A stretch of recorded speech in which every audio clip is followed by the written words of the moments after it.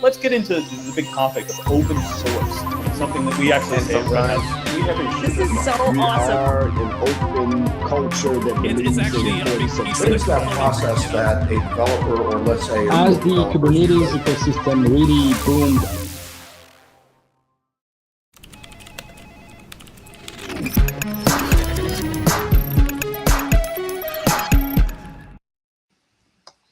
Hello, good morning, good afternoon, good evening, wherever you are in the world. I'm Jonny Rickerd, and I am I guess I'm the host of the Ask an OpenShift admin today, live stream today.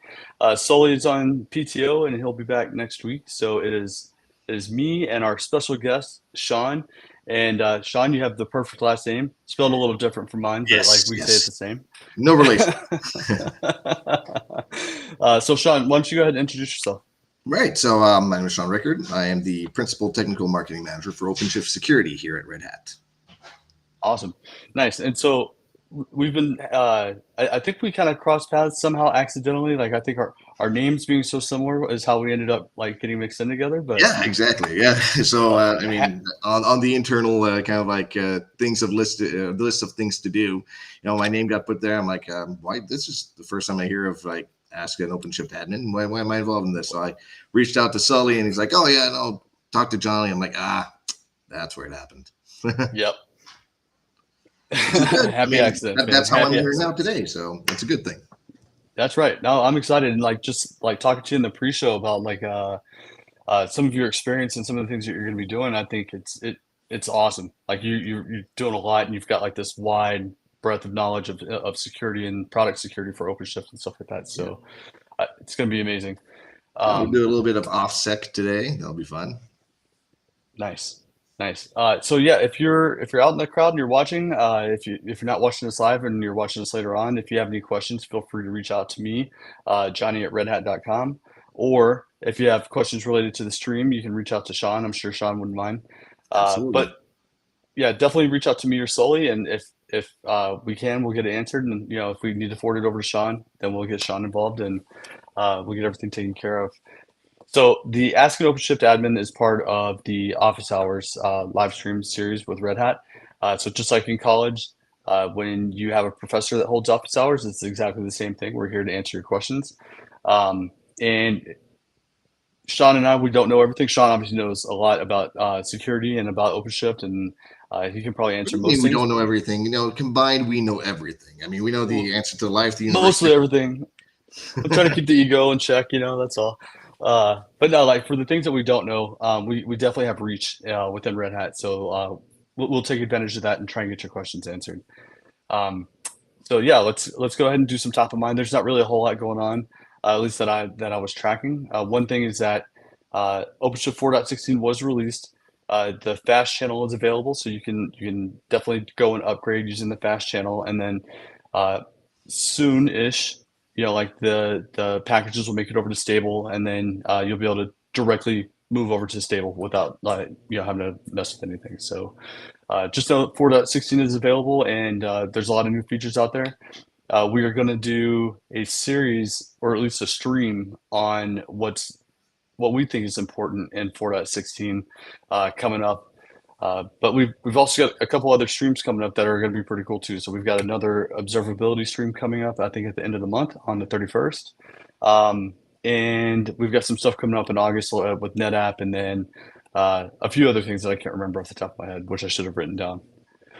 So yeah, with that, Sean, let's kick it over to you, and let's, you know, sure. Let's nerd out. One of the things you forgot to mention, it's actually OpenShift week right now. It is OpenShift week. Yeah. Yes, I actually have it written down over here. So this is actually the perfect time to have a stream like this, because you know, everywhere within Red Hat, we're all celebrating the fact that OpenShift is OpenShift, and all of the tools and all of the features that come along with that, with, you know, everything in OpenShift Platform Plus, and obviously that includes advanced cluster security. So yeah. Mm-hmm. Yeah, I completely forgot. I'd written it down and then I'd covered it up when I'm over here because I get fidgety. And so, yes, I hear you. awesome. Yeah.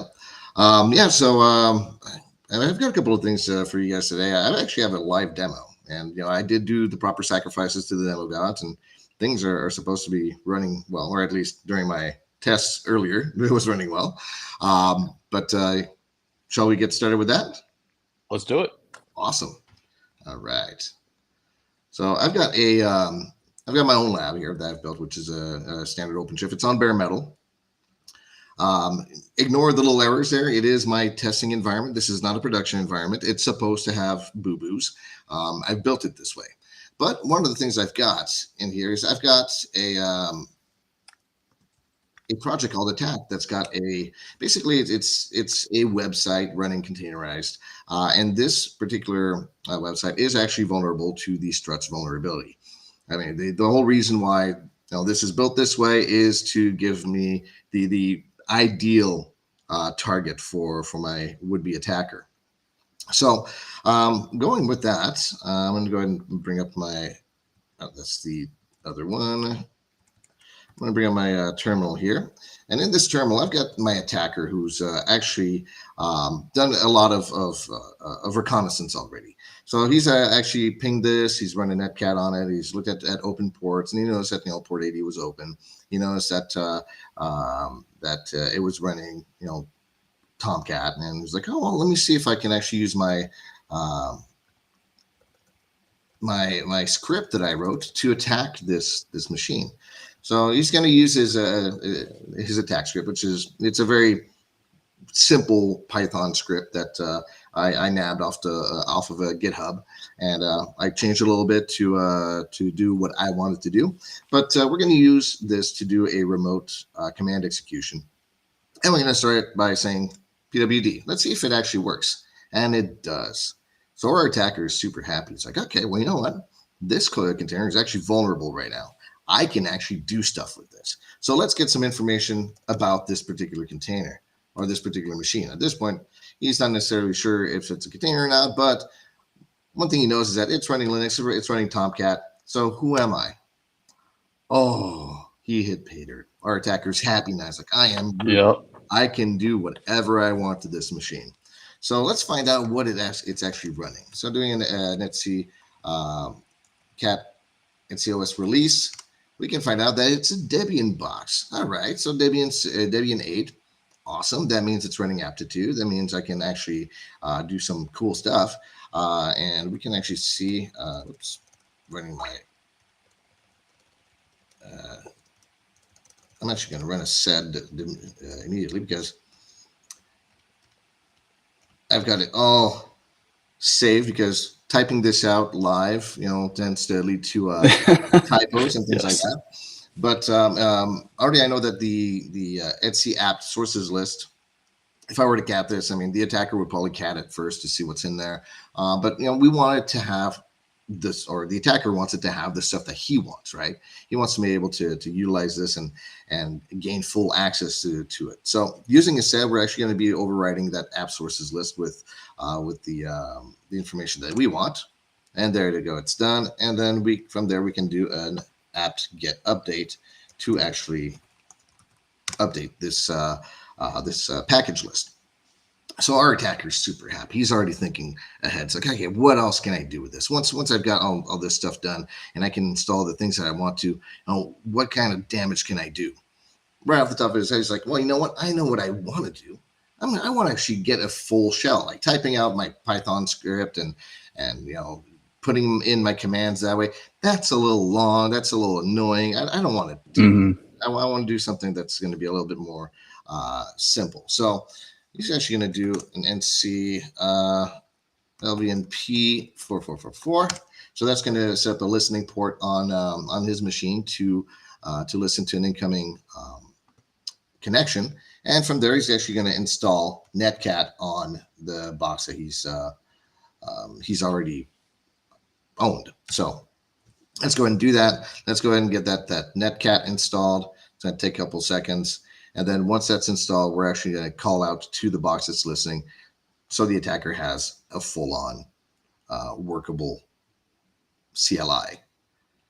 Now, Sean, this isn't just some abstract idea that you came up with for a demo, right? Like this is a real world scenario where like this is Absolutely. happening all the time, right? Like Yeah, and you know, and one of the things I'm going to be touching on a little bit later is actually how in real world deployments, there's just owning a box like this can present a slew of really, really dangerous situations. So yeah, we got my Netcat here installed, and just to give you a little bit of background, I did start my career in IT many, many, many, many moons ago in offensive security. So I started off as a pen tester. I did loads of neat things that aren't supposed to happen with computers, and you know, everything from your standard digital penetration testing to physical penetration testing, including social engineering and all that fun stuff. But your Darknet Diaries living, breathing resource right now. That's it. well, so you know, to go on that, and we talked about this pre-show. I will be at Black Hat this year. So Red Hat does have a presence at Black Hat. So if you're going to Black Hat, come to the booth. Come get a fedora. We are giving away fedoras. But I'll also be at DEF CON. So you know, my DEF CON presence is not a Red Hat presence. It's a Sean presence. So I'm going there just to, you know, get my skills back up. I spent, you know, almost 10 years as a technical pre-sales doing mostly just infrastructure and operation stuff. So, you know, hacking is sort of like riding a bike. You know, you can get back on it and you're going to be super wobbly, but you're going to have the knowledge of like, okay, I need to balance. I need to keep this in mind. But, you know, with the new technologies coming out and, you know, with my position here at Red Hat with around OpenShift security, I really want to get back into that OffSec and red teaming kind of thing, just so I can build engaging demos like this and you know, get people excited about what, you know, what ACS and what the security features within OpenShift can do. Yeah, so, I love it. And I think sorry, I stutter a lot because I'm excited. But like, I think it's cool because it's like relevant demos, right? Like I think are awesome, and that's why I asked a question about like this isn't just some like, oh look, this is a hello world. This is a legit attack that somebody could do and that people are doing. So. Yeah, and you know, so I'm leveraging an old vulnerability here. I'm not gonna lie, this is vulnerability that dates from 2017, I think. Maybe even Struts 1, I think was 2014. Struts 2 was 2017, something like that. It's old, but there's actually a reason why I'm using an old vulnerability like this. Number one, it's an easy one to exploit and use a remote command execution, which I feel has more a better impact. And two, people forget about old vulnerabilities, and you know, people that have legacy stuff running in their data centers that maybe have not been patching properly or have not been keeping up to date with things like that.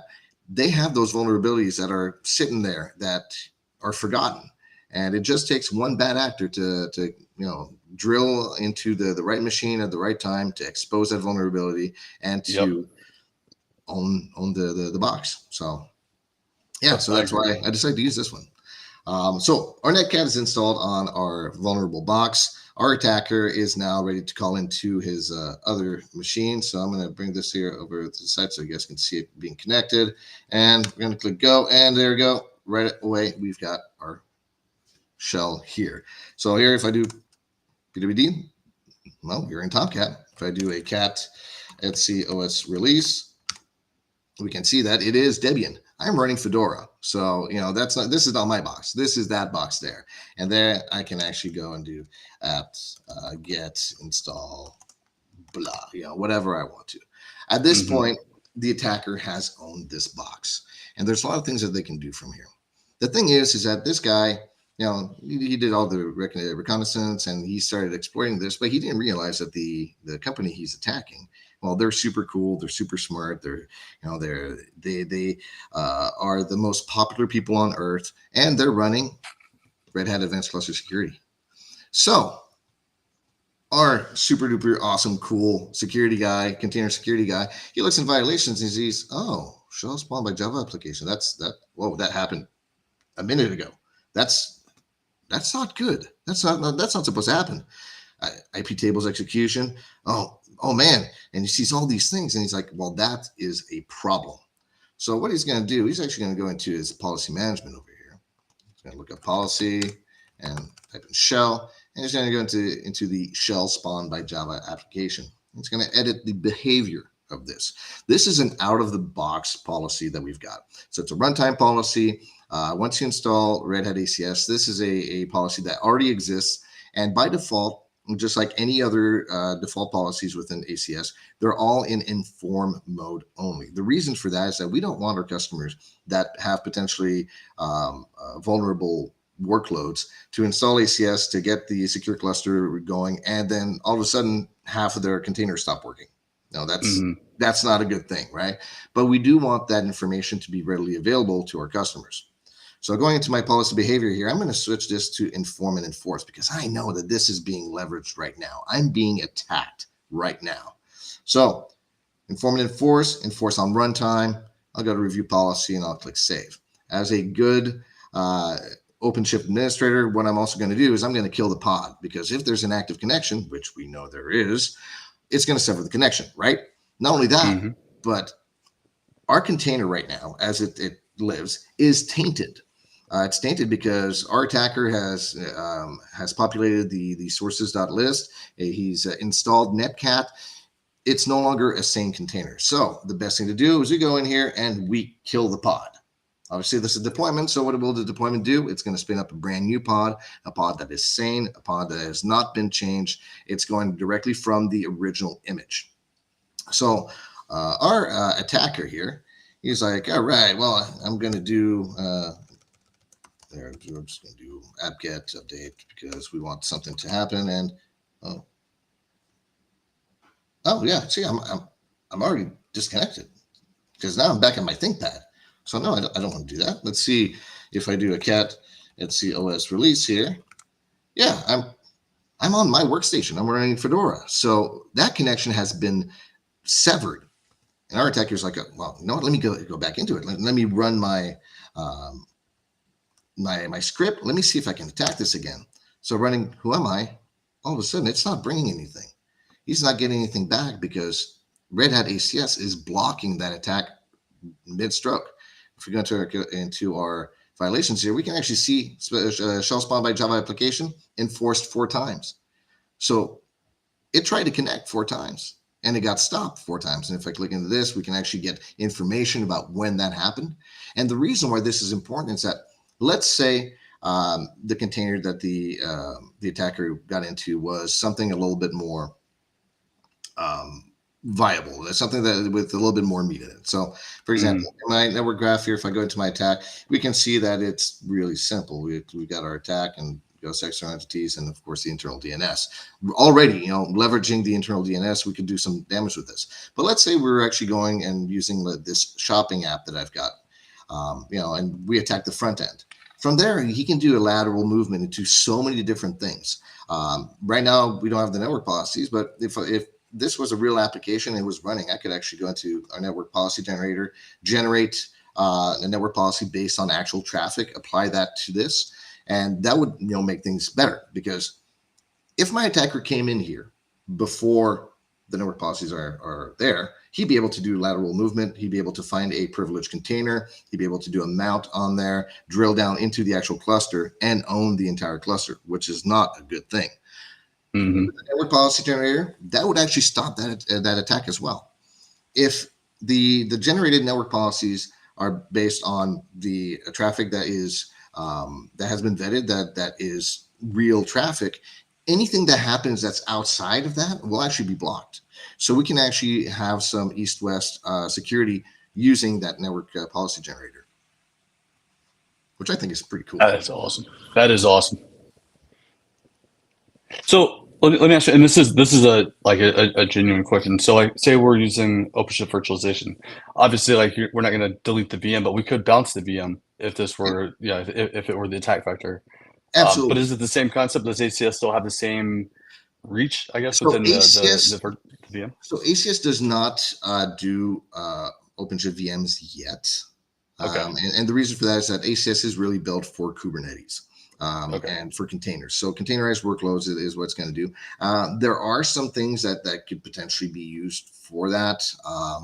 I know that there are some plans in the future to integrate ACS with OpenShift virtualization. I don't have a timeline on that, unfortunately, but it's definitely something that's going to come. Awesome. So when did the network policy generator come into ACS? Because it was like 4.1 or 4.2, something like that, right? So Like it's just fairly recent. Yeah. So the network graph version 2, which is what you're seeing here, I believe came into tech preview in 4.1, maybe 4.2. It became it became GA and the default network graph in 4.4. But the network policy generator came with 4.2, I believe. Okay, gotcha. Yeah, this is awesome because I like, and I think like not to speak for Jamie here, but like I like how you're giving the POV, right? From like I'm a OpenShift admin, but I'm also a bad guy, right? Yeah. So here's how I'm getting in, and then here's how I protect. I love it. I think it's awesome. This is a great demo. Awesome. I'm happy you like it. Oh, and this is actually, since we do have a lot of time, I hope you don't mind if I keep talking. Let's get after it, man. This is your show. Nice. Another thing that's really important when we're talking about,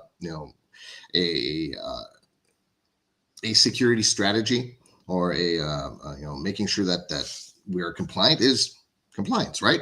So compliance 1.0 is what we have right now. And this is a great way to see how we stand up to different standards. So we've got like the NIST 800-190. By the way, for those who want to have a guide, a official Red Hat guide written by a really, really good looking, super smart guy that awesome everybody hair. loves. Yeah, awesome hair. I wrote a guide for the NIST SP 800-190. That's available on redhat.com, and this covers everything under the OPP umbrella. So the OpenShift Platform Plus. So it's not specifically just for ACS, but also includes Red Hat Key or Quay, depending on who you ask, ACM, and of course OpenShift Container Platform. So I don't know if you can. Do you want me to grab the link for that and drop it to you later, or?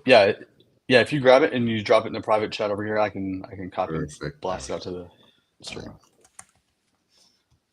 Luckily, I've got it in my shared stuff. There you go.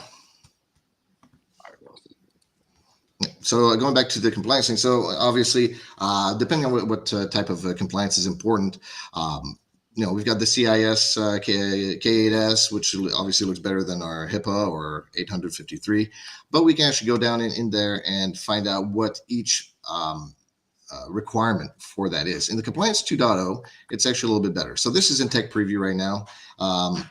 We actually have to schedule a compliance scan, but it's actually going to do that and give you a report that you can use to give to your security guys. In my current environment, I don't have it set up just because I'm lazy and it's not something that I usually demo. But still going here, we can actually find out information into how it's looking. So if I go into my dashboard, actually it's in vulnerability management dashboard here. So in my if you're not familiar with ACS, I'm sorry, Sean. Go ahead. I was going to say, if you're not familiar with ACS, like just from if this is the first time you're seeing it, like there are so many dashboards and like there's so much information available to you about the cluster in general, the workloads you're running. Like it's an awesome tool, and it's an awesome tool that's easy to navigate and get information that you need. And then to Sean's demo, if you need to enforce something or if you need to change the policy on how that policy is going to behave, it's easy to do, and you can do it both in the GUI and through an API call. If you're a command line ninja. So sorry, I didn't mean to cut you off there. I just want to make sure that we honestly, it's really good information, and it's important. So yes, important to note that the UI is nothing but API calls to RHACS. So RHACS is the command line tool, and that's actually a great way to do integration with current pipelines and things like that. So you can actually set up policies that as an application is being built, your RHACS will actually scan it on the fly and allow you to have information about the vulnerabilities. So, which comes to the next point, vulnerabilities, right? That's kind of like the big thing that people are interested about. So the violations were that's things that are happening, attacks or policy violations that are present right now. But in the dashboard, the cool thing we have is that you can actually see the images most at risk. So this is scanning at rest, and we can actually go into, let's go into this Pi security, and we can actually see by severity, whether it's fixable or not, the CVSS score. We can actually find out what vulnerabilities are present.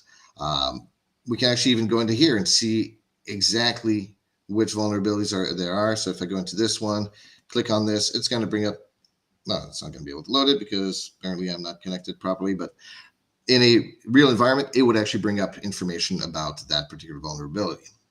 I'm sure I've got it somewhere though.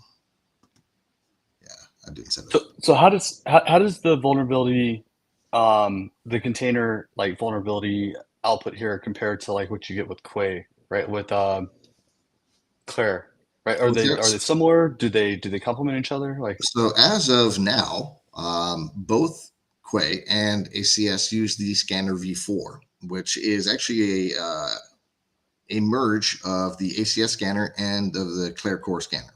So right now, from Quay and ACS, you'll actually get the same reports from a image at rest perspective. Awesome. Yeah. Obviously, ACS does have some extra capabilities because it is kind of the security solution for it. We can actually see a lot more into the deployments most at risk, the aging images. One of the default policies within ACS is the 90-day image age. So we can get policy violations from there, and all of these violations and all of this information can actually be sent to Slack or to Splunk or to this because we have loads and loads and loads of integration with lots of different things. So image integrations, Amazon ECR. You don't have to be using Quay to be able to leverage this. You can be using JFrog. You can be using Quay, of course. Or the Google Container Registry, any of that. And this is all stuff that is already kind of built in to integrate easily within OpenShift. But when it comes to notifiers, that's the important stuff, right? If you've got, if my really cool, really awesome, really handsome security guy wasn't actually looking at violations, how would we know this was happening, right? Well, a notifier would be a great way to do that. He could be doing a customer meeting, or it could be talking with the manager, and then all of a sudden, his Slack blows up going like, hey, there's a severe, a critical violation that's happening right now. And, because he's got the notifier integration with Slack, he's got that on his cell phone.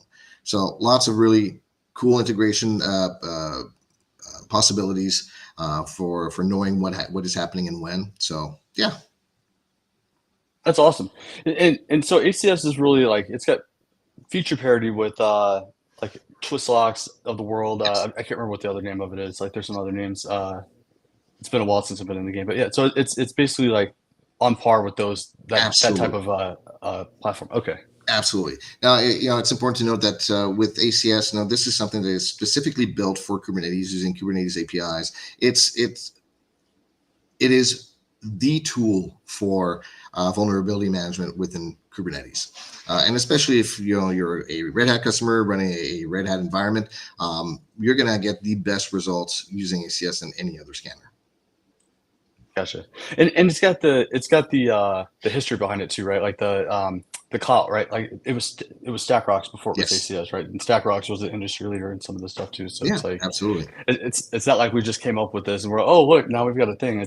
We're taking something that's existed and was relevant. And exactly.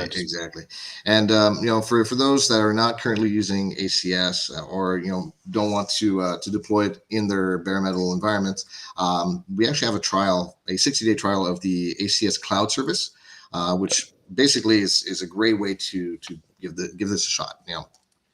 Instead of downloading it and deploying it within your OpenShift environment, we deploy it for you in a AWS instance. From there, you just set up your secure cluster, and then for 60 days, you have a full-on 100% working Red Hat ACS cloud service available for you to try. That's awesome. That's awesome. I'll update the video description. I have the link to that ACS SaaS offering that we have. We did a security series last year at some point, and it's right when the cloud offering was coming out. So like Yeah. I'll find the link and I'll put it in the description. So that way, if you are interested in going and kicking the tires with it, I'll put it out there for you.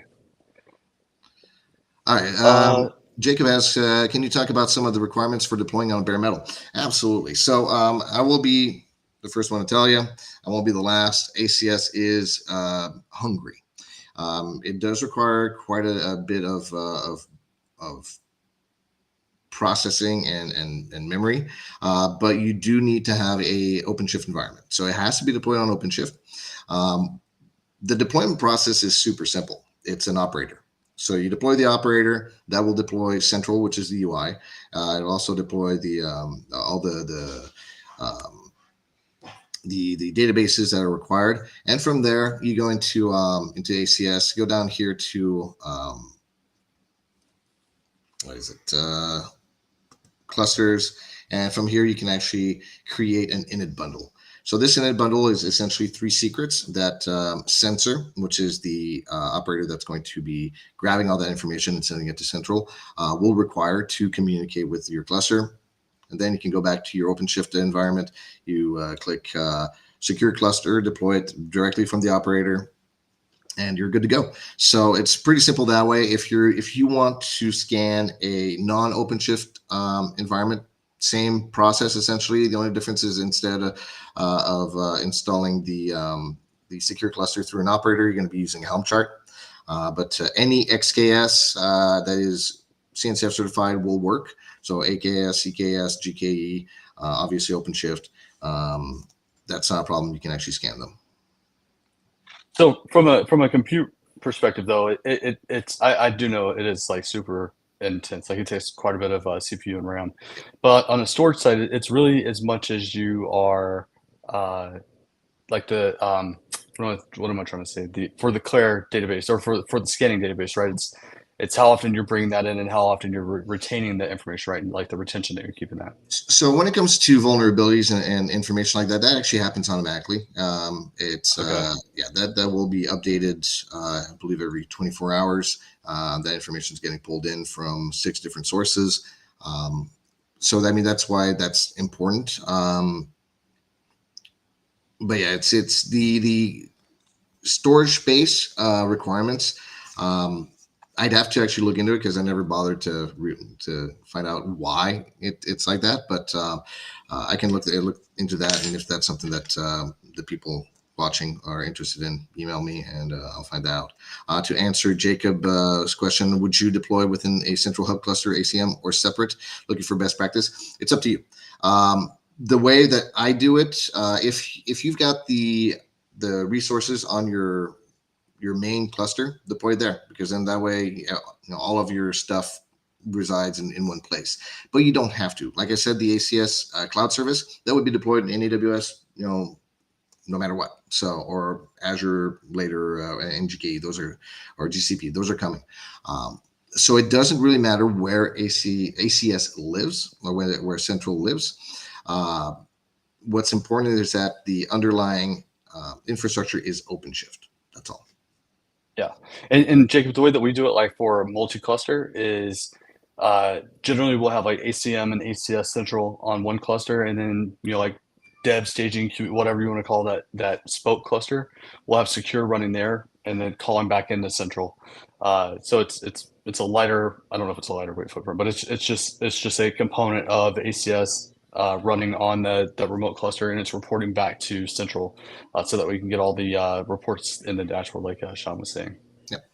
Yeah, and it can have as many secure clusters as you need. There's not really a limit to that. It all depends on how much processing power you have. All right, we've got another question from Ratty. Can we come up with live bare metal cluster deployment, or if there are existing demos you may refer? So are you asking if we can actually provide a demo environment like that?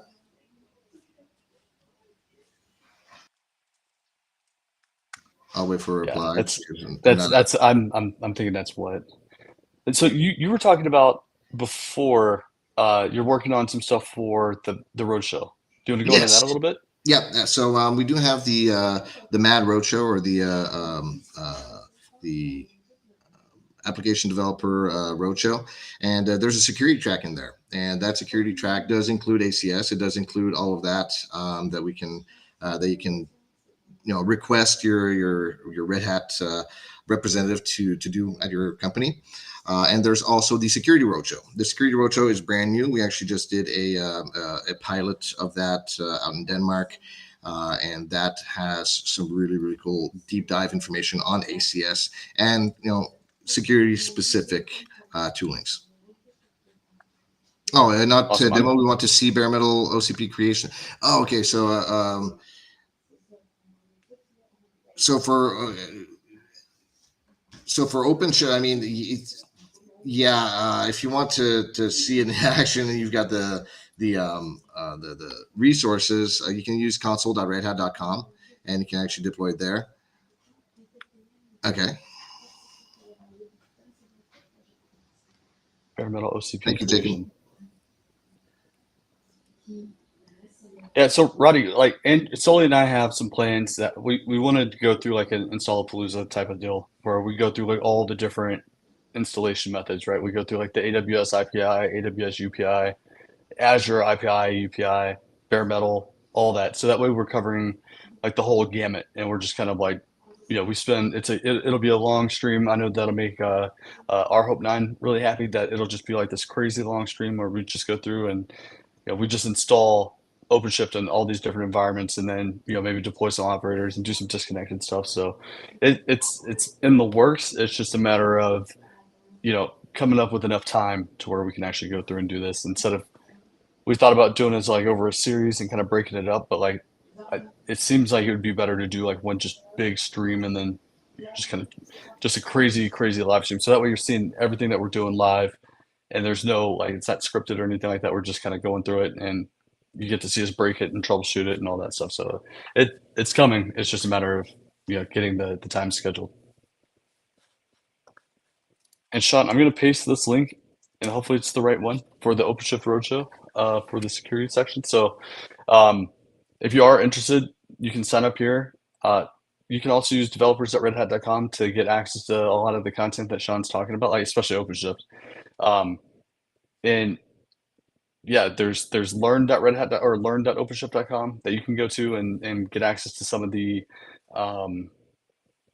just some cool training that's security focused, or just pipeline focused, or AI focused, or whatever.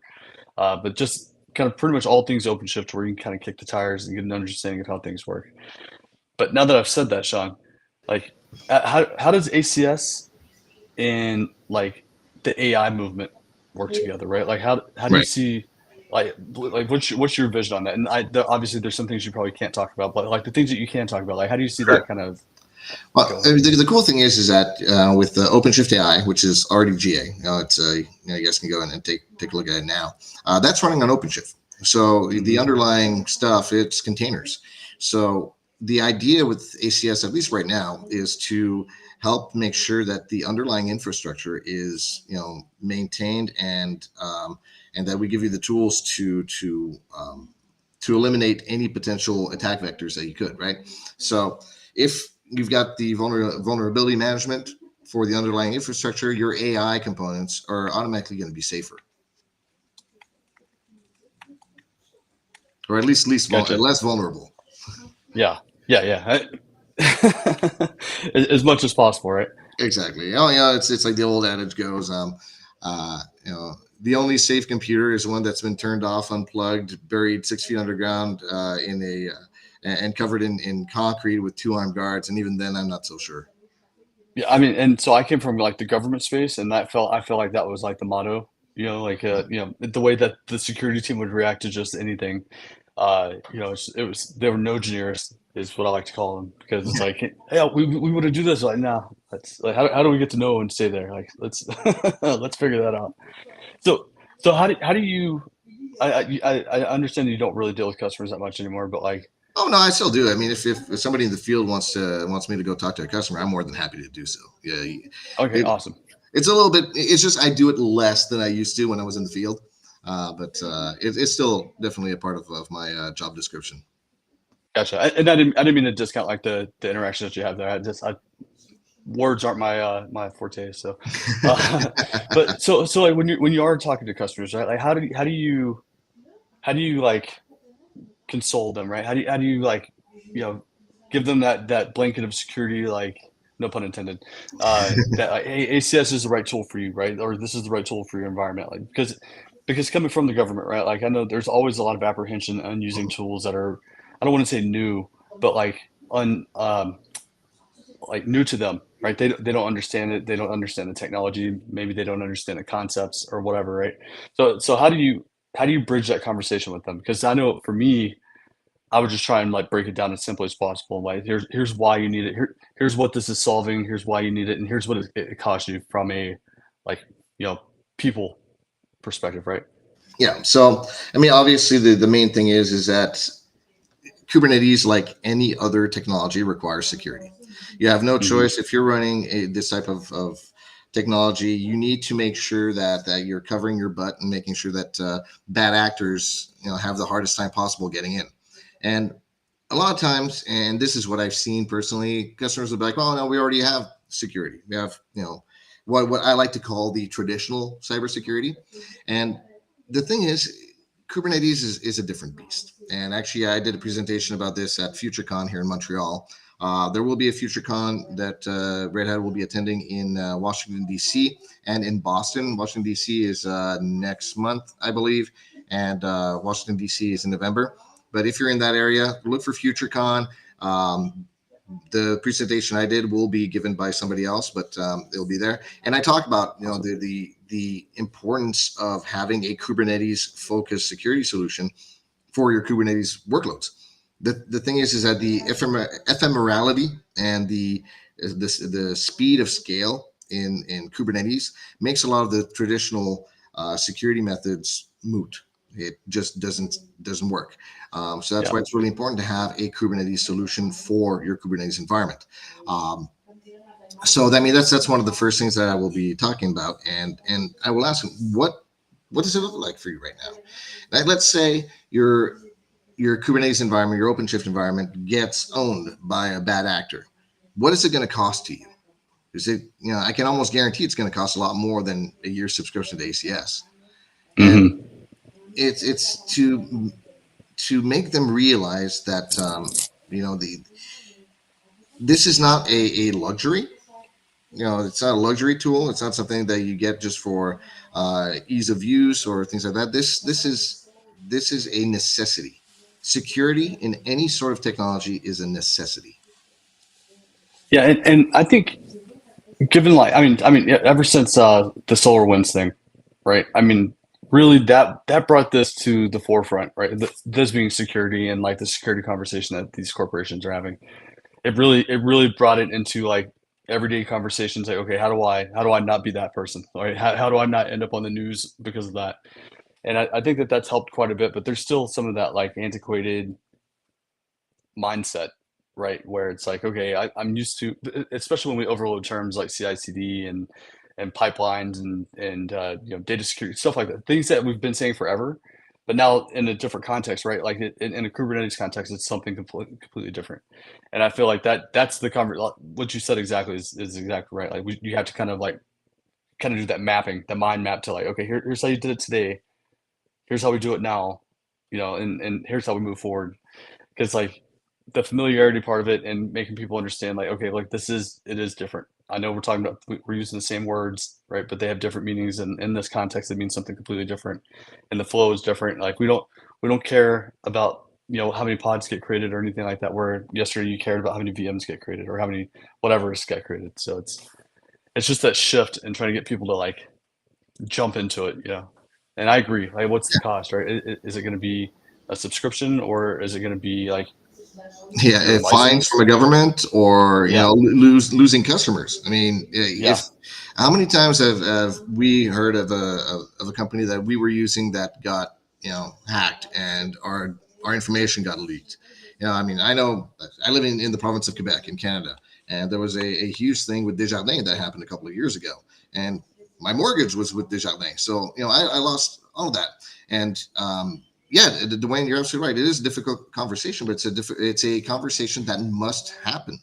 And it's only difficult when people know that they're not doing it right, and a lot of times they're not doing it right because they don't know. And 100%. that's where the education around that is important, and to let them know that, hey, you know what, you might not know, and that's fine, but here are some tools that will allow you to make better choices, and to make things better for the security of your environment. Yeah. Yeah. And it's funny, you're talking about a data leak. I literally yesterday got a letter from Ticketmaster about my information being leaked. Yeah. And I haven't used Ticketmaster in like 4 years. So And it sucks. the thing is it sucks to say this, but this is not one-off things here and there. This is the norm. Our sensitive information, whatever transactions we do, are all saved on servers somewhere, whether they be servers in data centers or servers in the cloud. They're all there, and we can do as much as we want to protect ourselves personally, but the truth of the matter is that we're not in charge of those companies' infrastructures. And I use encryption, on my phone. I use VPNs on my own personal machine. I do everything that I can on my end, but my bank has my social insurance number. They've got my payment details. They've got everything. If they get exploited, and if an attack happens to them, I don't have any protection that I can put in place, to protect that information that's over there on their stuff. So the best thing I can hope is that they're using, in their OpenShift environments, that they're using a solution like ACS to at least be cognizant of the vulnerabilities that exist within their environments, and that they have steps to remediate them when they're present.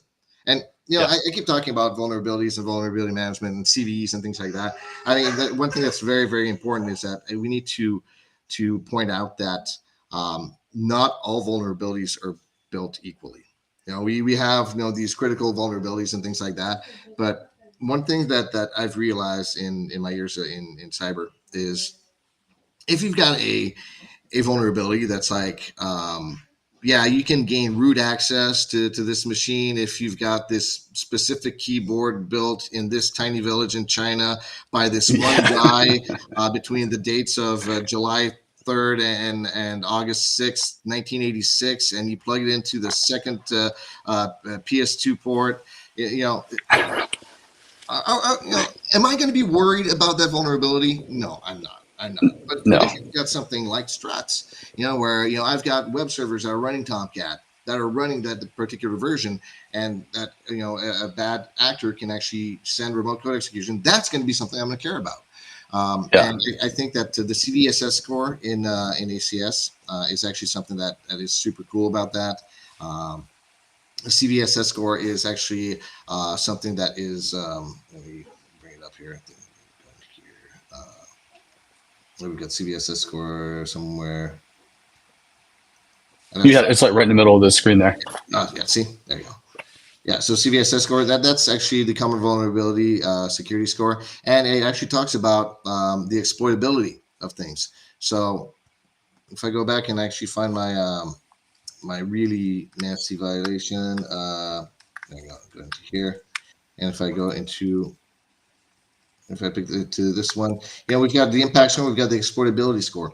The exploitability score is something that needs to be taken into consideration, because if the exploitability score is like 1.2, it's not very exploitable. If it's something like 4.55, that's dangerous. So those are the things that need to be taken care of, and that CVSS score does break down the impact score and the exploitability score into something that is that can be more readily ingested.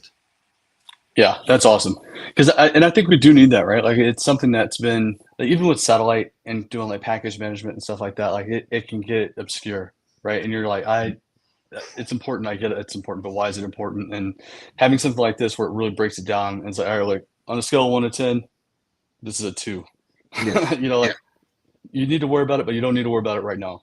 And it's Exactly. like, I Exactly. think that's nice to have. And if there's a vulnerability that requires physical access to a machine, but the machine is a virtual machine, generally you don't have to really worry about that too much. But still, I have seen customers with overzealous security teams that's like, oh no, the vulnerability count should be 0. Like that doesn't happen. That's never going to happen. Yeah. That's not how it works. But yeah. And all right, by the way, I did want to reply to Dwayne. Does that future presentation have a link? I think so. Look for FutureCon 2024 Montreal, and there might be. At least I was told that they're supposed to be. Just haven't checked. So, and Dwayne, what I'll do is I will take a look and see if I can't find it, and if I can, then I'll paste it in the description link, or in the description of this video, so that way we have it. And I'll probably send it to you directly on Slack, since we get it like that. So Sean, there's something else that I don't know how much you want to go into, or if you want to go into it at all, but like you'd mentioned earlier that you were doing some work with the compliance operator, or maybe it was just some demos around the compliance operator. Do you It's want actually to just talk an about article. that? Yeah, it's just an Okay. article that I wrote. It's actually the first article I wrote joining Red Hat. It just goes over the compliance operator, what it does, and things like that. But yeah, it's kind of a high level one, but it still Gotcha. gives you a bit of information. The compliance operator will be changing though in coming releases, where it's actually going to be integrated a bit more with ACS. So once that happens, I will write a new article about the compliance operator, and that will be the one to go to. Awesome. That's awesome. And then last question, I guess, last question until the next one really is, what's happening with ACS? Like, where is it going? Because we just did the what's new with 4.16, and there's a lot of security features that are coming out in 4.16, or that are dropping with 4.16 rather. Mhm. So like, where do you see ACS going? Like, is it obviously we're just gonna get bigger and better, faster, more awesomer, better Yep, hair, better, absolutely. Absolutely. better So looking, yeah, I better mean, everything. integration with OpenShift will obviously keep getting better and better and better. I have talked to the PMs around the network graph, where they're actually going to be bringing in some really cool new things I'm not allowed to talk about. That's the bad thing. I don't have the right to talk about a lot of these things, but there's some very exciting things around base network policies and ways that admins of OpenShift environments and admins of Kubernetes environments can actually place network policies in that developers won't be able to supersede. So that's kind of cool stuff, coming from an operations background. So yeah, things like that. But I mean, the best way to get information about that is keep an eye out on our YouTube channel for the ACS What's New. There's a version update that happens every major and minor release, and that's done by Michael Foster. And there's also a for those that are internal Red Hat or Red Hat partners, we do have a monthly mailing list as well. I'm just taking notes really quick. Yeah, of course.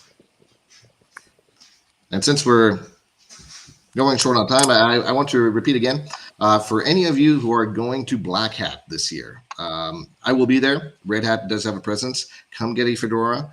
If you're going to DEF CON afterwards, I will be there. Let me know if you want to grab a beer. I very much like beer and old fashions. So let me know, and it'll be a lot of fun.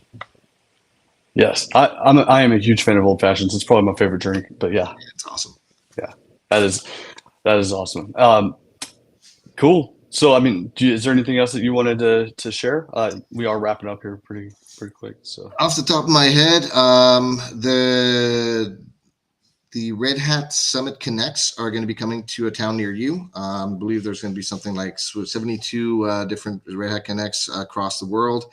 Do go to that. That's going to be important. Dog, not the time. And yeah, just talk to your Red Hat representatives. They will give you the information about that. I know there's going to be one in Montreal and one in Ottawa that I will be at. And yeah, so awesome. Awesome. All right. So to the viewers that are watching now, or if you're watching, at a later time, if you have any questions, again, feel free to reach out to myself or Sully. I'm Jonny at redhat.com. Sully is Sully at redhat.com. And if you have any questions about the stream, you can reach out to Sean, or if you feel more comfortable, going through us, as a proxy, that's fine. We'll do that too. But yeah, we're here for you. So don't hold on to it. Don't get frustrated. Don't get mad at it. Like if you get stuck, just reach out to us and we'll help you out. We'll be back next week. I don't remember what the topic is for next week, but we will be here. So looking forward to that. And I'll start like updating the videos with the chapters, so that way they're easily, you don't have to sit here and listen to me and Andrew go back and forth for 20 minutes or whatever.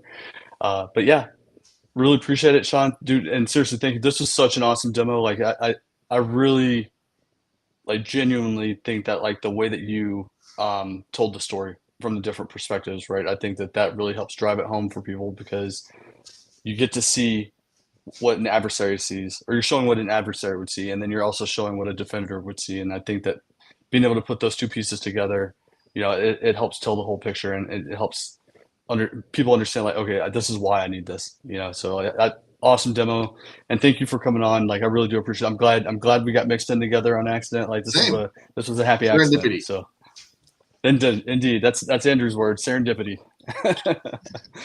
So all right, cool. Well, to the audience, thank you very much for joining. Appreciate the conversation, and again, feel free to reach out to us if you have any questions.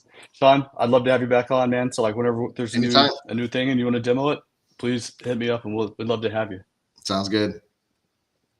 All right, awesome. Catch you later. Cheers.